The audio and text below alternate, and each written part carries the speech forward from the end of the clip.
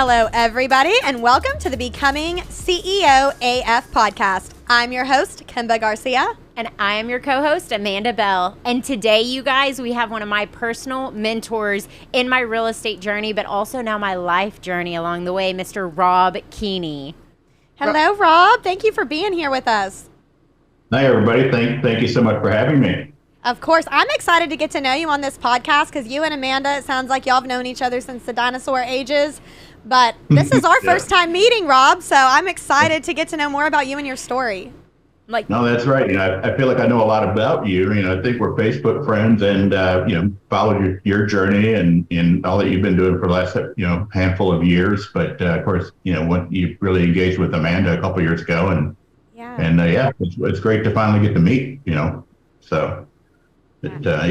I'm excited. So Rob Keeney, actually, you guys, was my mentor when I first dove into real estate. I jumped on a team over in Flower Mound, Texas, and it was the #1 team in Texas to be on. And it was such an honor to be there. I got introduced to Rob through my cousin, Sedonica. My cousin, Sedonica, was already selling real estate. And I asked her, I said, sister, what do I need to do to be successful in real estate? Because I don't have an option to fail. Like, my bills are not stopping. Do you hear me?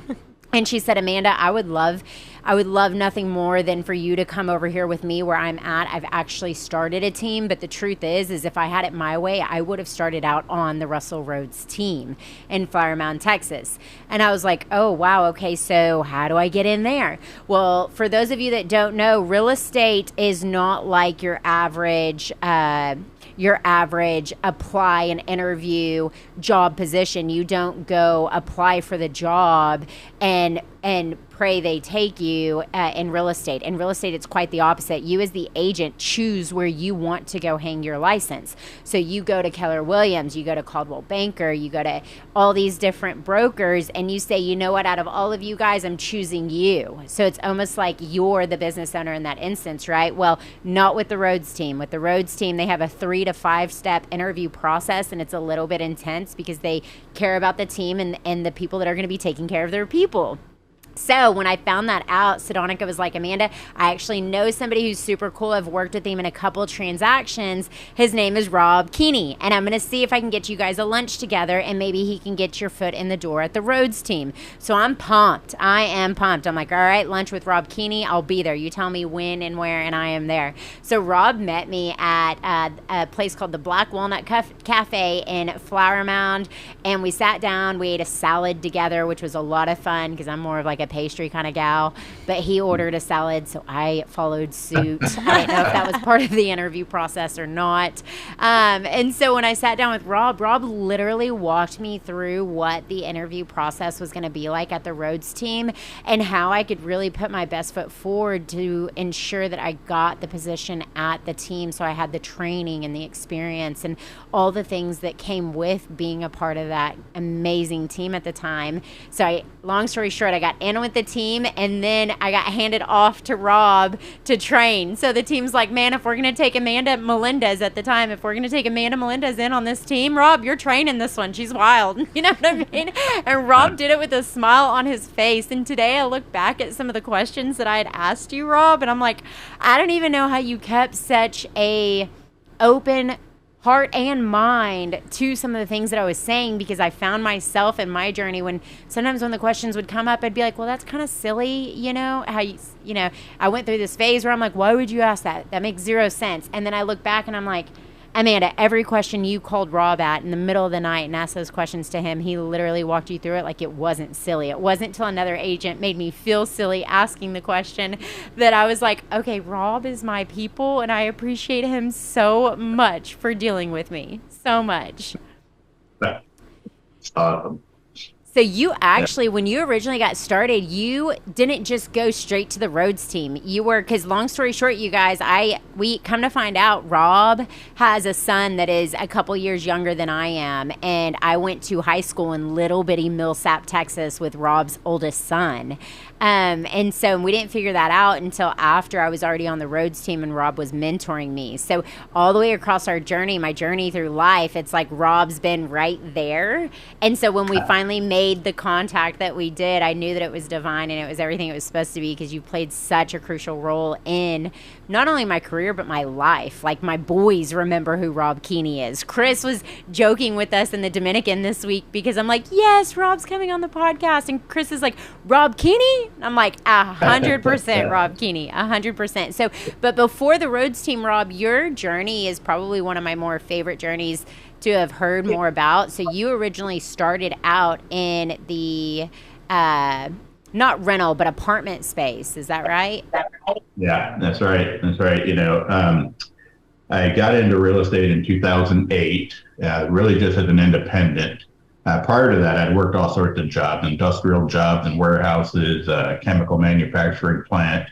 My bachelor's degree is in chemistry, and just explored some different options. And I think a big turning point for me that led me to real estate was I got my master's degree at SMU, and they do there is they help you identify your not just your strengths and weaknesses, but also your passions. And, quickly I learned my passion was simply helping people, and I've known that. I love to help people. Then they would tell us, if you want to be successful in life, find what you're passionate about and then find a way to make a living doing it, and you'll be successful. And so honestly, I sat there for, it's a 2-year program. I sat there until the last semester thinking, okay, how do I make a living, helping people, because at that time I was already in my 30s and had 2 kids, and, trying to, explore what my options were. And, in the last semester, I took some real estate finance courses, and I thought, you know what, I bought a home before. That was a really special experience, special time in my life. That's pretty cool. It'd be nice to help people buy homes, and so graduated from there in 2005. And my wife at the time, my ex-wife, she wasn't ready for me to go into 100% commission sales, right after leaving SMU, and so I went and got a corporate job, which was nice because I did get, it's a head of marketing, and I got to work with some really, really great salespeople in a relationship-based sales model, and learned so much from those guys. But then in 2008, she and I, our divorce was finalized, and my company actually downsized, and so a lot of people did in 2008, and I started exploring my options, and there was a guy at my church who was doing really well in real estate, and that's all I knew. I said, okay, you're doing well. Tell me about what you do. And he was doing apartment locating. And he's like, he just said, hey, if you want to come work with me, I'll take you under my wing, teach you everything I know. And I said, okay, cool. And his name was Grant Bynum. And, he took me in, and I worked with him for about 6 months, and did very well. You could make a very good income, 6 digits, doing apartment locating if you know how to do it correctly.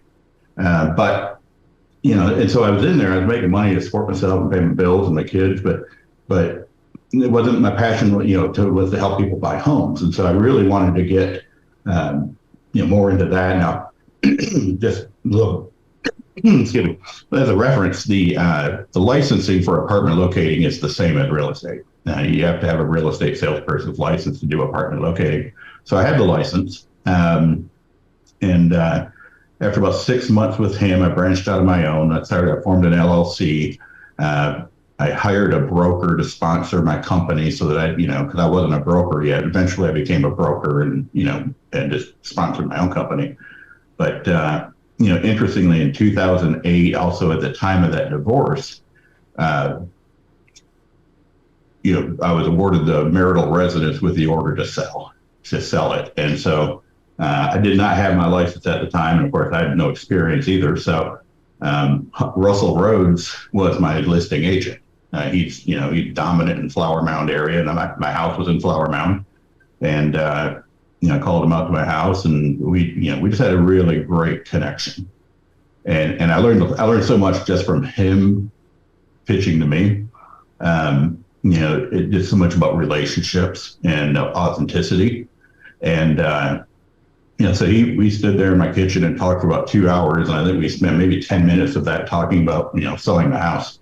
But we just made a great connection. We talked about, things going on with, his wife and what was going on in my life. And I told him I was studying real estate at the time, and and he was glad to give me tips. At the time, the Rhodes team did not accept new licensees. They wanted at least 2 years experience before they would hire you, and that has since changed. But because they have excellent training, in place.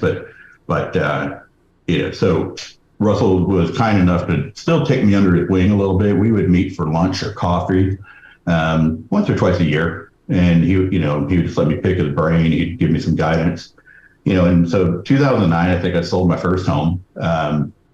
Was working on, just working to build a business, doing the apartments to help pay the bills, but focusing on growing my house business, my home sales business, because that was my passion.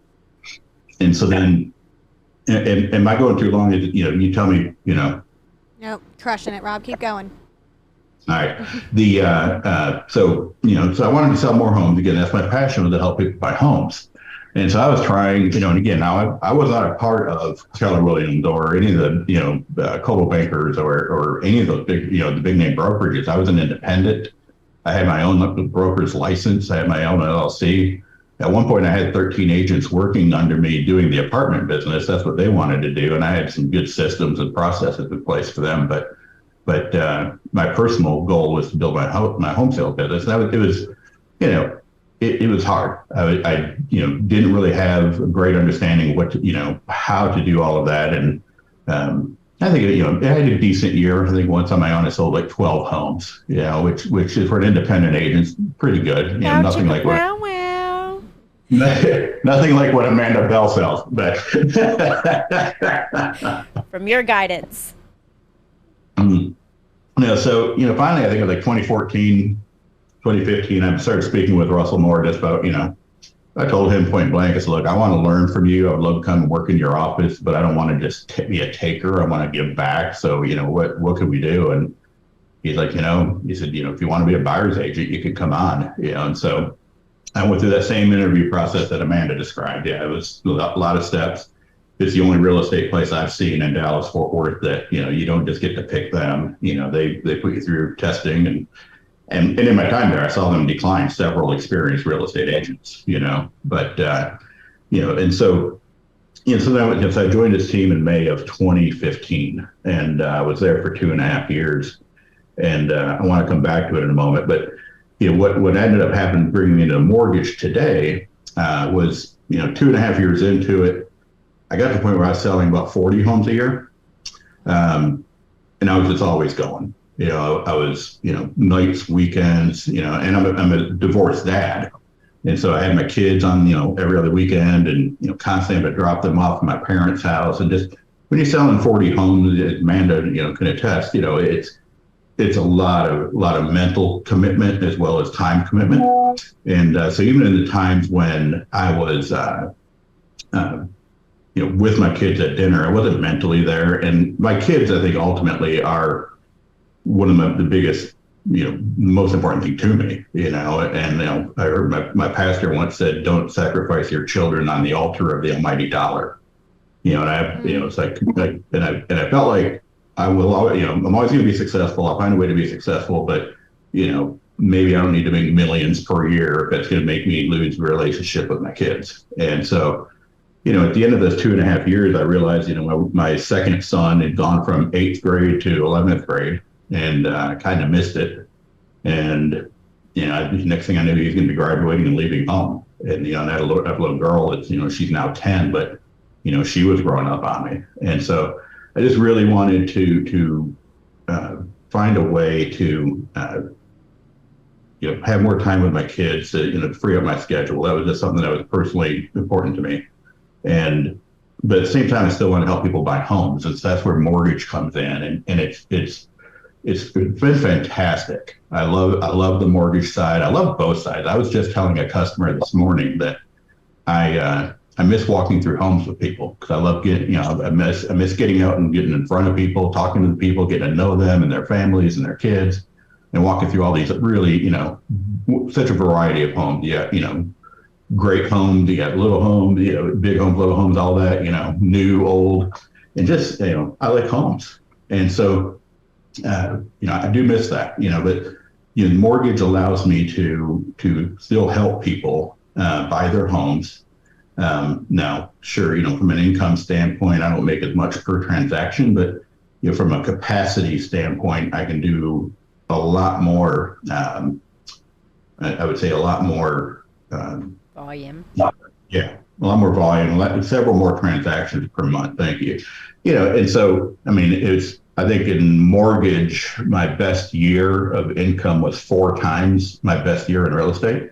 Yeah. And so that's, so the financials have been rewarding, but it's also been very rewarding for me too. A little more control over my schedule. Yeah, I'm still busy, even on nights and weekends, I still work some, but at least I have the option of doing that at home, with my daughter sitting next to me or a little more flexibility, so that's kind of what led me into mortgage. And I had and there's been several realtors who tried to dabble in a mortgage that, weren't able to make it successful. And I think, one of the benefits I had was just a lot of experience having worked with, the Rhodes team, selling a lot of homes. And I'm a studier. I mentioned my background, my chemistry degree, and I like to study. I like to know how every little thing works.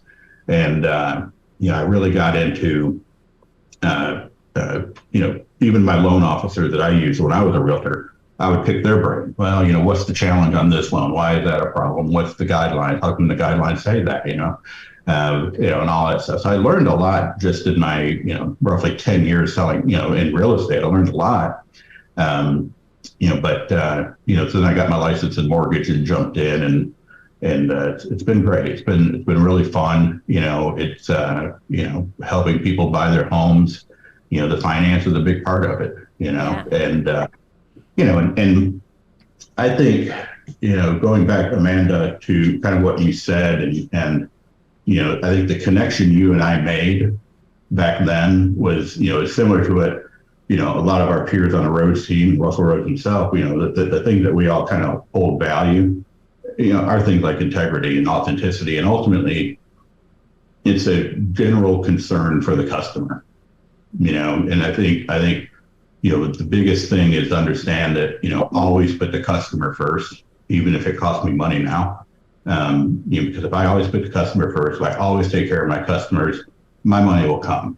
My income will come. They'll come back to me if I've written checks to customers that were a mistake that was made, but they come back and, I make that money back tenfold. But, it's, I think one of the key things, is just always keeping in mind that people do business with people that they know, trust, and like, and so I think, you have to be authentic. I think people can just generally sense when we're being salesy.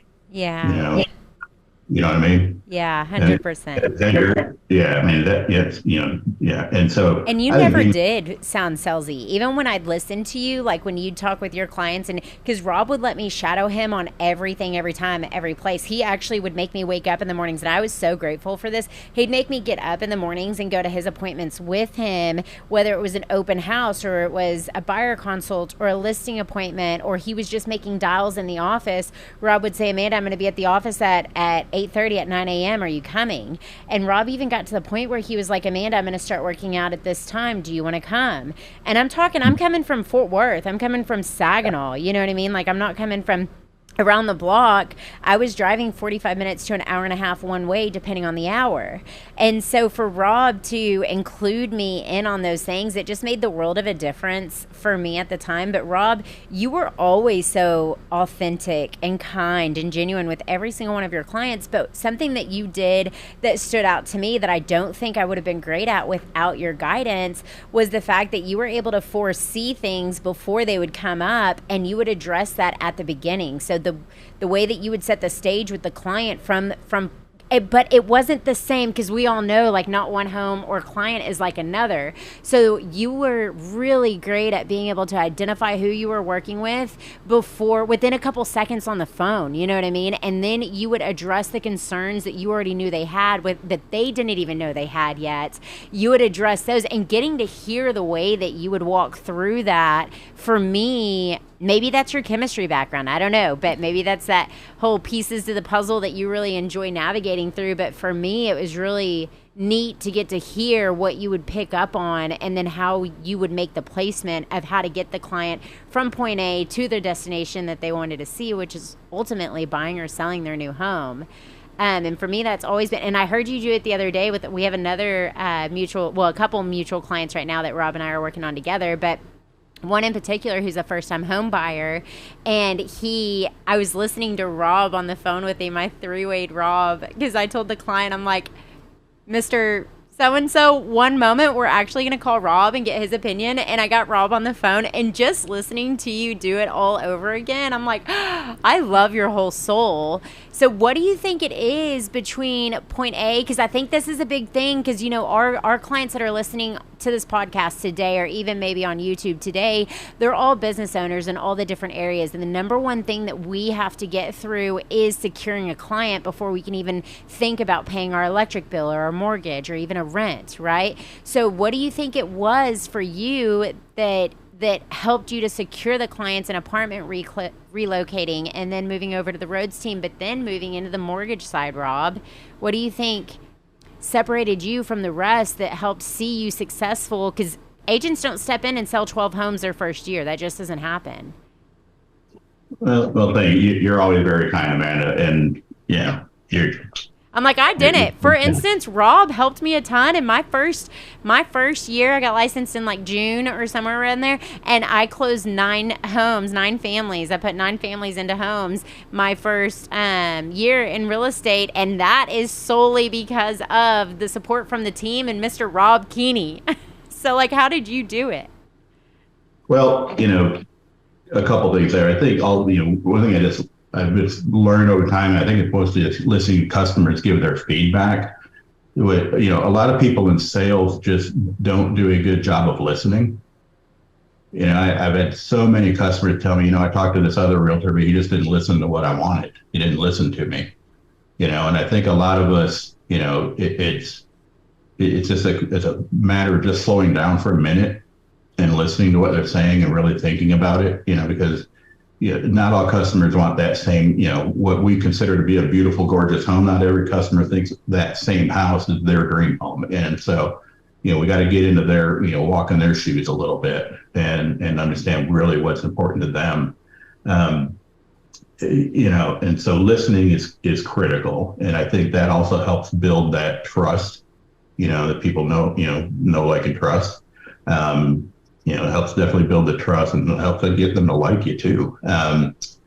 It blows my mind, and I've seen it in so many different fields, mortgage and real estate and other fields before that, just how much people just don't listen, or don't follow through with what they say they're going to do. But, so I think really listening to them and reassuring them that I understand their goal, because their goal doesn't have to be my goal. My goal is to help them buy their dream home. And so, I got to know what their goal is to make it my goal. And I think next, is probably one thing I think has been very helpful for me is just the skill of critical thinking. And it's there's a book out there called Strength Finders. It's 2.0 whenever I went through it. I don't know what they're up to now, but Strength Finders 2.0. You identify your top 5 strengths. And it's interesting, though. It's funny is, our strengths, our top strengths can also become our top weaknesses. Now, you ask, a lady I'm in a relationship with, my critical thinking is a pain in her rear end. I'm like, I personally love it, but we're not in that kind of relationship. You understand? The critical thinking helps me a lot in business, but not so much in relationships. I got to know when to tone it down a little bit. But and I think the critical thinking though is really just paying really strong attention to the details of what they're saying and not forgetting them. Because somebody sends you an email describing what they want. If you just overlook one little adjective, that could change the whole picture, and so just really paying attention, listening, critical thinking. And I think the critical thinking then also helps me to then to try to get ahead of the game, and okay, what could go wrong? I do all the what ifs, You do. Well, what if this happens? What if that happens? And then what am I going to do? How could we navigate these so that, you're always best prepared if you plan, if you're thinking ahead and plan ahead instead of just, going through it and letting things happen. But, and I think too, Amanda, one of the things was really helpful for me to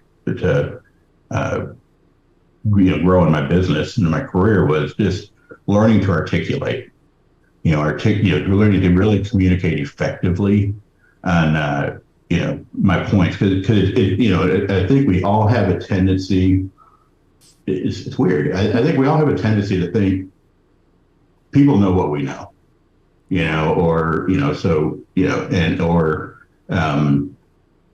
I think we underestimate the value of our knowledge, and how unique our knowledge can be, and you may work with a new client and think they know what they're doing, but or sometimes they come across like they do, but keeping in mind that what my value is and being able to articulate that's important. I think what I saw a lot in real estate, and I see it now in mortgage too, and I see it with title companies, even though I've never worked on that side of it, that people think a realtor is a realtor is a realtor. They can go to Amanda, they can go to Rob, they can go to Sedanica, and go to anybody, and they're going to have a realtor. Well, that's not at all the case. There are things that Amanda Bell does that no other realtor even thinks to do, and it puts her client in the best position to be successful. Whether that's price or condition of the home. But and as a mortgage lender, I'll tell you that I get a lot of customers that come to me and so decline their mortgage, and I always dread that for people, because I feel like a lot of applying for a mortgage is a very vulnerable position for people, just because I'm getting to pull their credit report. I mean, I'm seeing not only their score, but I'm seeing their payment history on every account, and any court records, any things like that. And a lot of people, I think, they get very discouraged if a lender declines them. And again, they kind of feel like, oh, well, John Doe declined me, I must not be able to get a mortgage. That's kind of, going back to my passion of helping people. I think those are some of the cases I get most excited about, is when they come to me and say that John Doe declined them. I'm like, let me take a look. I love that, Rob.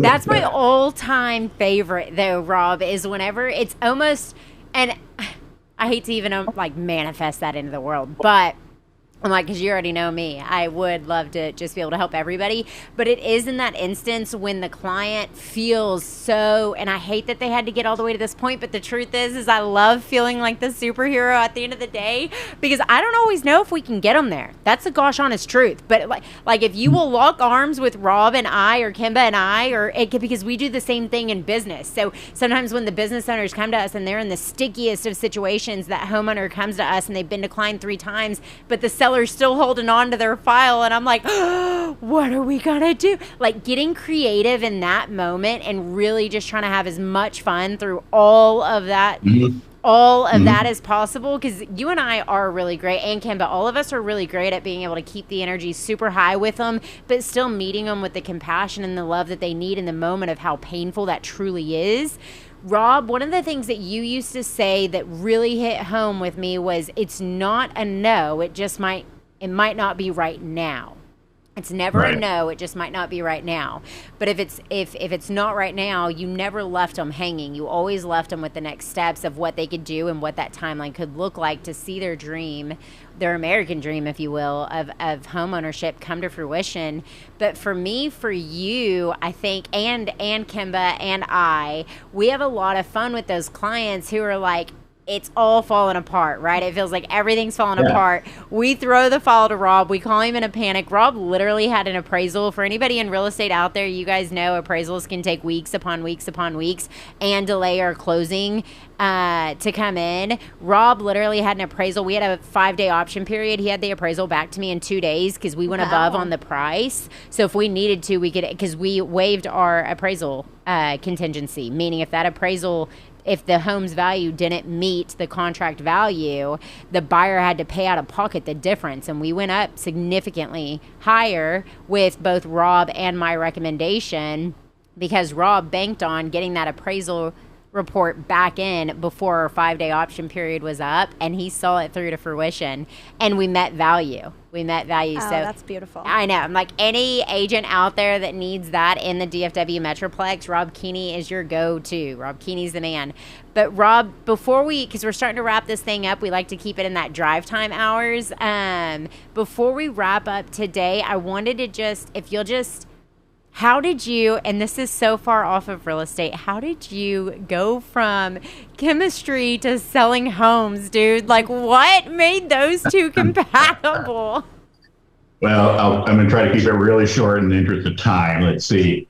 I became a father at 20. Let me back up. Before that, I was really good at math and science in high school. My chemistry teacher is the one. I was the first person in my family to go to college and get a degree. My chemistry teacher had a lot to do with that, and she pushed me and encouraged me. So I'm just majored in chemistry when I was 18 years old. But I became a father at 20 to the son that you ultimately went to high school with. But I was in and out of college several times, and in the meantime, I had a kid, and that's why I started working in warehouses, but I feel burned out after a few years. So I'd go back to school. I was in and out of school 2 or 3 times. Finally, at 26, I went back and I finished. And I just stuck with chemistry because I built up so many credit hours. I stuck with it. I like the challenge. Intellectually, I like to be challenged. Chemistry is a pretty challenging field. So I graduated. Well, I'm not a lab type person. This is not my personality type, but I ended up getting a job in a chemical plant, which kind of combined my chemistry degree with my industrial experience from the warehousing. So that was kind of neat. Ultimately, I got into management. I was promoted and such in the chemical plant, and that's when I wanted to go to the next level. At one point, I was considering a PhD in either genetics or biochemistry to do medical research, but at 33, I think that, I figured out that ship had sailed. And so I went and got an MBA, a master's in business. It's just a general business degree. And that's kind of what opened me up to marketing and sales. And, there's operations and there's sales. And I'd always been on the operations side, and I wanted to see if I could make it in marketing or sales. And so, I went that way, and I just found it's really what my passion is. I love it. And it's, getting to help people and working with people. And, so I think that's about as short as I can make that story. You said something at the beginning of the podcast, Rob, that I want to bring back around to the end. Because as I'm sitting here listening to you guys chat it up, I'm like, I think the biggest thing that I've taken away from your story, you've said these words a few times, and you've said relationships and authenticity. You actually said that when you first started off, that you started off in sales, not that you first started off in life, but when you did that transition from operations to sales, that the company that you worked for had relationship-based sales. Right? It was relationship-based sales. Now, what I do, Rob, is I own a roofing, solar, and restoration company. So we do some digital marketing. We do a lot of door-to-door sales. But one of the things that I'm constantly trying to get my team better at is relationship-based sales. Not having one transaction, but having a customer for life that wants to continue to send you their friends and family because they do, like you said, know, love, and trust you so much. What, in closing, Rob, is your takeaway for our listeners right now that know that in today's market, because Amanda and I were talking about, I think yesterday, sister, we were chatting about how in today's market, you have to slow down to build that relationship because the economy has changed and consumers have changed. And there's a little bit more fear out there and moving money around right now in the market that we're currently in. So we almost have to slow down and build that rapport. In my world, it used to be really easy to just get an insurance check, sign a roof contract, and we're on to the next one.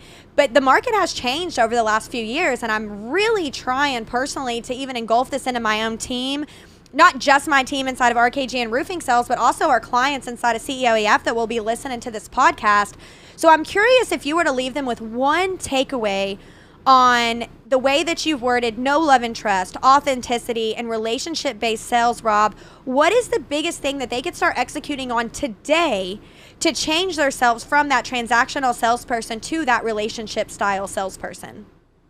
Ultimately, always put the customer first. What's best for the customer? And I don't care, if you're selling roofs, you're selling homes, selling mortgages, anything in life. I think ultimately, take care of your customer, genuinely care about the person. Don't make the motivation be the almighty dollar. Sure. Don't because if you take that approach, you mentioned, transactional sale where you get, one roof and then you move on. But, if you want to be chasing new business for the rest of your life, that's what's going to happen if you're transactional. But, build a relationship with these people. And you nailed it right on the head as far as, customer for life. I want to be their mortgage lender for life, and that, I get that by a relationship, and the money will come. That's the whole thing. Is don't focus on the money now, but focus on taking care of the customer, and then the money will come. I love that. Can I ask you one more question, Rob, which is way off of real estate, but I heard you say something else that I kind of wanted to push into just a hair. Do we have a minute? We have one more minute? I think so. I'm like, Rob, do you?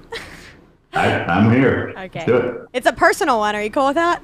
Rob Keeney, personal? Yes. Okay. I'm going back to our last podcast trying to read his face to see if I can get personal with him yet or not. And I haven't. I'm not quite Brian yet. You know what I mean? I'm an open book. Go ahead.